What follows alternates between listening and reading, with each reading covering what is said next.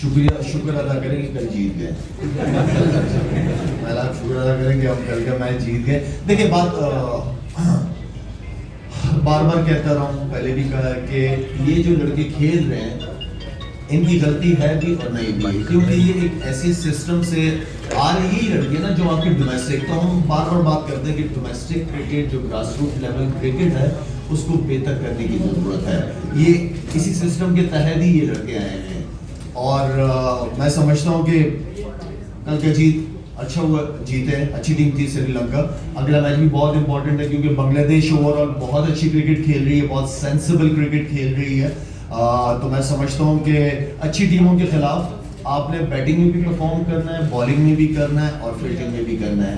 I am very much positive Pakistan को लेके कि इंशाल्लाह फाइनल में पहुंचेंगे, फिर फाइनल से पहले फिर एक दफा दोबारा हम बात करेंगे। देखा जाए तो हम आयरलैंड से भी हारे हैं, जिम्बाब्वे से भी हारे हैं, अमेरिका से भी हारे हैं हम लोग, तो इससे पता चलता है कि आपकी क्रिकेट किस तरफ जा रही है। बहुत अच्छा सवाल आपने किया है। बात फिर दोबारा मैं वहीं पे लेके आऊँगा कि आप अपनी डोमेस्टिक क्रिकेट को जब तक तगड़ा नहीं करेंगे और हर एक को पाकिस्तान की टोपियाँ बनाना शुरू कर देंगे, जो 2-3 मैच ESL की परफॉर्मेंसेस के ऊपर आप उनको सिलेक्ट करते हैं, ये क्राइटेरिया है। अगर हम पड़ोसी मुल्क की बात करें, उनका सिस्टम बहुत स्ट्रॉन्ग है, उन्होंने फाइनेंशियली बहुत ज़्यादा इन्वेस्ट किया डोमेस्टिक क्रिकेट में। हमें बड़े नाम ऊपर नहीं चाहिए कि जिसको देखें कि बड़े नामों को पाकिस्तान टीम की कोचिंग की बात करते हैं, नहीं, आपको बड़े नाम, अच्छे प्रोफेशनल टेक्निकल लोग डोमेस्टिक स्ट्रक्चर में चाहिए वो लोग। और मैं समझता हूँ कि मोहसिन नकी साहब के ऊपर सबसे बड़ी रिस्पॉन्सिबिलिटी ये है कि अपनी डोमेस्टिक क्रिकेट के स्टैंडर्ड्स को बहुत हाई करे।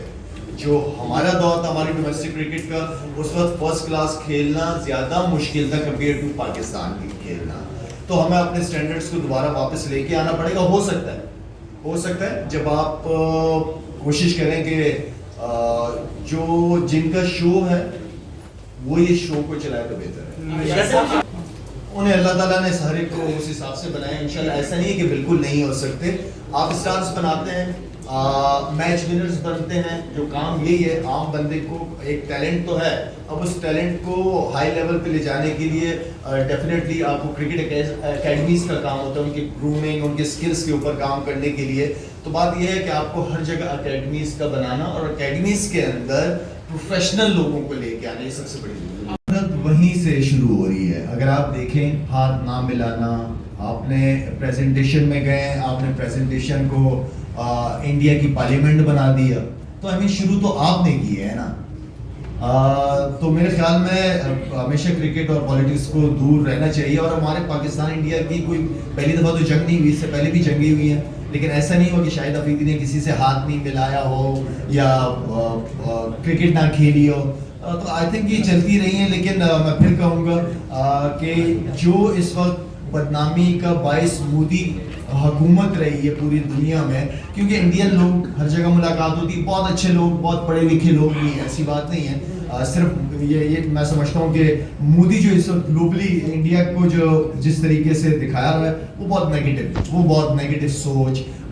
मेरे ख्याल में इस नेगेटिव चीज़ को, क्योंकि मैं हमेशा समझता हूँ कि पड़ोसियों के साथ आपके अच्छे ताल्लुकात होने चाहिए, जो कि बहुत इंपॉर्टेंट है। लेकिन खैर, वो जब बैठना ही नहीं चाह रहे हो, जब सुनना ही नहीं चाह रहे हो, जो आप पे झूठे इल्ज़ामात लगा रहे हो, फिर आप क्या बैठोगे उनके साथ। शाहिद भाई, हमारे यहाँ थोड़ा सा एक मसला भी है कि जब होते हैं तो कदर नहीं होती, जब नहीं होते तो याद किया जाता है। ये हमारा थोड़ा सा इशू है।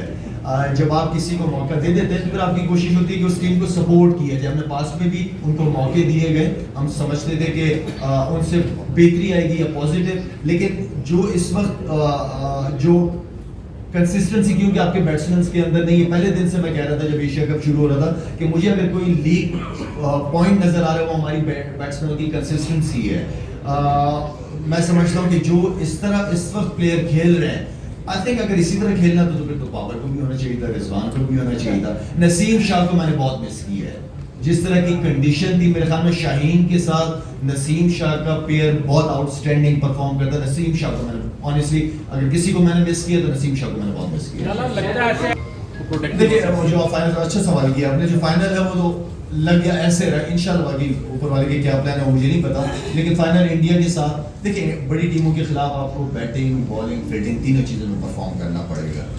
और तीनों चीज़ों में आपको 100% देना पड़ेगा बड़ी टीमों के खिलाफ जीतने के लिए।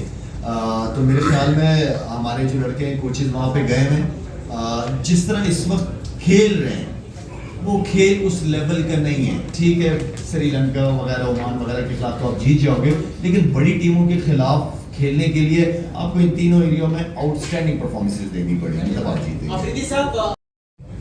मेरी क्योंकि फाउंडेशन काफ़ी अरसे से उन इलाकों में काम कर रही है, केपी के हमारे हॉस्पिटल पे है, मोबाइल हेल्थ यूनिट्स भी, हमारे पानी के काम भी हैं, स्कूल्स भी हैं।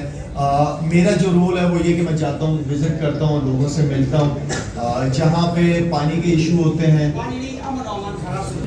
मुझे पता है मेरे मुँह से क्या निकल आना चाहता है, तो मुझे आपने सवाल करके मुझे पूरी वो करने दे जाऊँ।